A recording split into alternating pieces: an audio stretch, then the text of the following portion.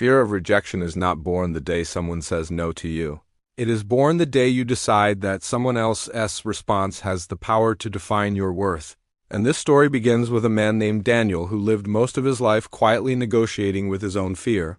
Daniel was intelligent, capable, and full of ideas. Yet his life looked smaller than his potential because every important decision passed through one question. What if they reject me? What if I look foolish? What if I'm not enough?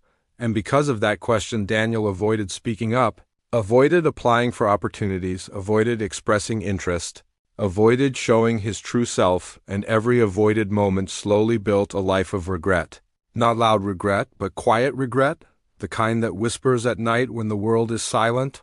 Daniel told himself he was being careful, realistic, patient, but deep down he knew the truth. He was afraid of hearing no, afraid of being judged, afraid of being exposed as someone who tried and failed, and the strange thing was that nothing terrible had actually happened to him. He hadn't been publicly humiliated, he hadn't been destroyed by rejection. Yet the fear controlled him as if it had already happened, because fear does not need evidence. It only needs imagination, and Daniel's imagination was powerful. It showed him worst-case scenarios on repeat. Every rejection felt like proof that he was unworthy, even the ones that never actually occurred. One day, Daniel was asked to give a short presentation at work, nothing extraordinary, just a few minutes to share an idea. But his heart raced, his hands shook, his mind flooded with images of people, judging him, questioning him, rejecting him, and instead of seeing an opportunity, he saw a threat. He spent days rehearsing not how to succeed, but how to avoid embarrassment. And when the day came, he spoke quickly, cautiously, safely, and sat down feeling relieved it was over, but also disappointed because he knew he hadn't truly shown himself. Later that evening, he walked home feeling heavy, and as he passed a small park, he noticed an older man sitting alone on a bench feeding birds, calm, unbothered, present, something Daniel felt he had lost long ago. Without knowing why, Daniel sat beside him and, after a few moments of silence, began talking. He spoke about fear, about rejection, about how every no felt like a personal failure. The old man listened patiently and then asked a question so simple it confused Daniel.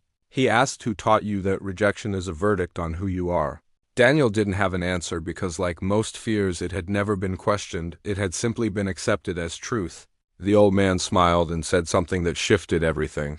He said, rejection is not a statement about your value. It is information about fit, timing, or perspective, but people turn it into an identity sentence, and Daniel felt something crack inside him because he realized how often he had personalized outcomes that were never personal.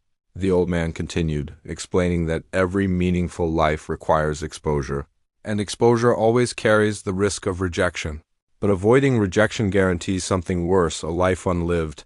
He explained that confidence is not the absence of rejection, but the refusal to let rejection rewrite your self-image. Daniel listened as the man shared his own story of failures, missed chances, rejected ideas, and how each no had redirected him rather than destroyed him.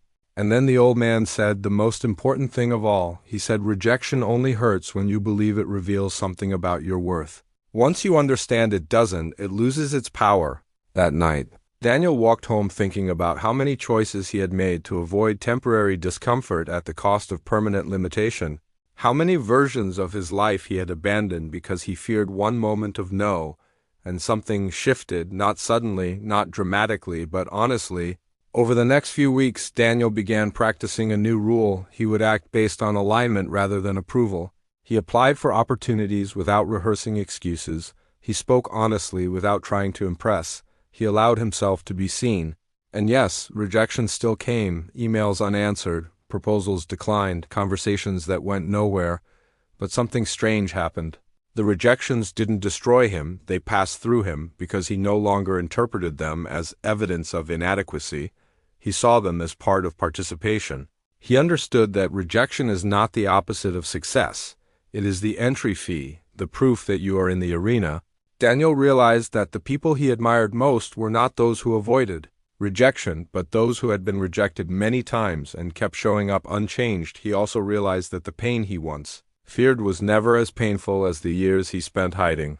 And this is the lesson most people never learn. Fear of rejection is not fear of being disliked, it is fear of being honest, fear of being visible, fear of discovering that you are not universally accepted but no one ever was. And no one ever will be. Freedom begins the moment you stop auditioning for approval and start acting from truth. Because rejection does not delete your value, avoidance deletes your potential. The world does not punish those who are rejected. It ignores those who never show up. So, if you're watching this and your life feels smaller than it should, if opportunities feel distant, if regret feels familiar, ask yourself this one question. How many choices have you made not because they were right, but because they felt safe? Because the moment you stop letting rejection define you is the moment fear loses its voice. And courage becomes less about confidence and more about permission. Permission to be imperfect, permission to be seen, permission to try. Because rejection is not the enemy, self-silencing is, and the fastest way to delete your fear of rejection is not to avoid no, but to survive it once and realize you were never broken by it, only freed.